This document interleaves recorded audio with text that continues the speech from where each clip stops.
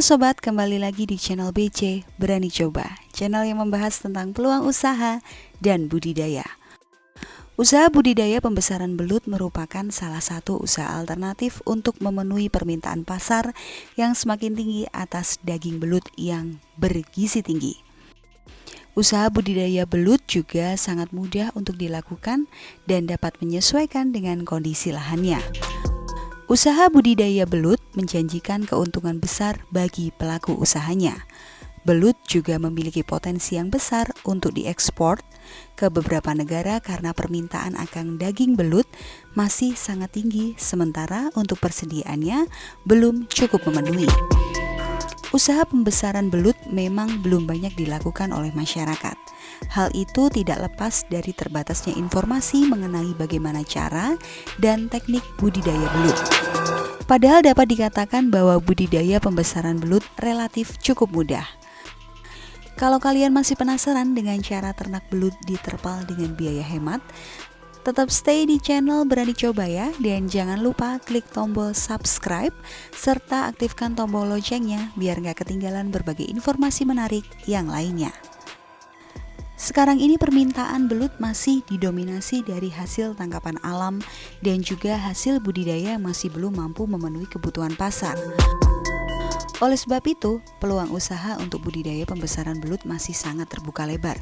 Belut termasuk dalam jenis ikan air tawar yang pasar nasional maupun internasional masih sangat terbuka lebar.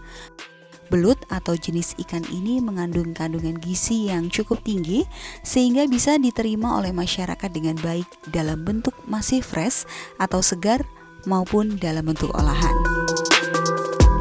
Kandungan gizi belut.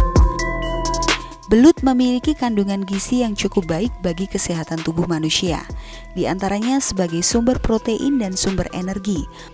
Protein pada belut juga kaya akan beberapa asam amino yang mempunyai kualitas baik seperti isoleusin dan leusin yang merupakan asam amino esensial yang sangat diperlukan untuk pertumbuhan anak-anak serta menjaga keseimbangan nitrogen bagi orang dewasa. Selain itu juga berguna untuk merombak dan juga membentuk protein pada otot. Selain kolam tong, wadah untuk pembesaran belut yang hemat biaya adalah kolam terpal. Peralatan yang dibutuhkan dan digunakan untuk budidaya belut pun cukup sederhana. Namun hasilnya tak kalah dengan budidaya belut yang dilakukan dengan kolam tembok. Asalkan dalam pembuatan kolam terpal dan cara budidaya tersebut, pelaku usaha tahu pasti akan prosedur yang benar.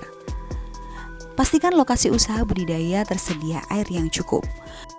Buatlah kolam terpal dengan ukuran 4 meter x 5 meter x 1 meter sebanyak 4 unit atau sesuaikan dengan kondisi lahan yang dimiliki.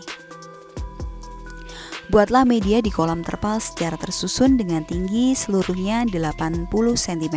Medianya dengan menggunakan tanah sawah, cincangan jerami padi, cincangan kedepok pisang, serta biostarter.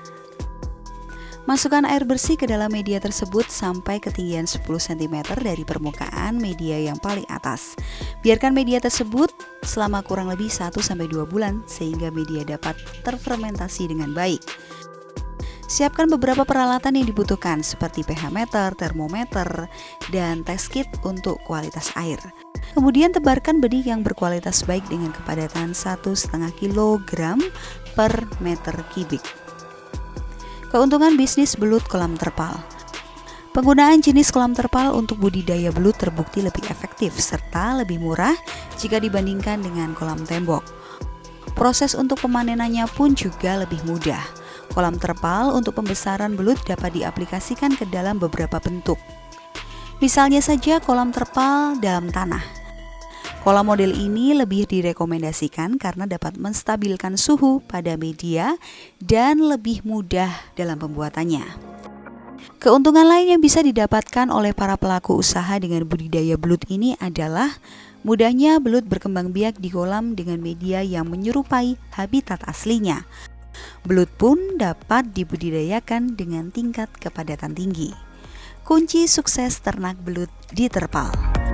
Tekuni usaha pembesaran belut dengan baik dan perhatikan dengan benar ya, apa saja yang perlu disiapkan untuk media budidayanya. Karena jika media untuk budidaya tersebut belum benar-benar matang, maka benih belut yang ditebarkan kemungkinan besar akan mengalami kematian. Siramlah benih yang baru mengalami perjalanan jauh dengan larutan garam secukupnya selama kurang lebih 30 menit, selanjutnya tebar benih dalam kolam. Berikan pakan alami pada belut seperti cacing, bekicot, atau keong yang dicincang, daging atau ayam yang juga dicincang, dan belatung sebanyak 2-3% dari berat belut dengan frekuensi pemberian makan 1 kali dalam sehari.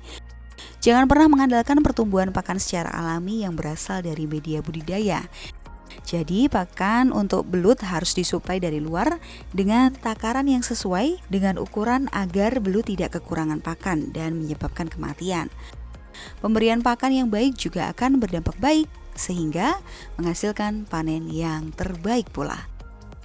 Bagaimana? Tertarik mencoba? Ditunggu komentarnya ya. Jangan lupa buat share ke semua temanmu dan sampai jumpa di video yang lainnya.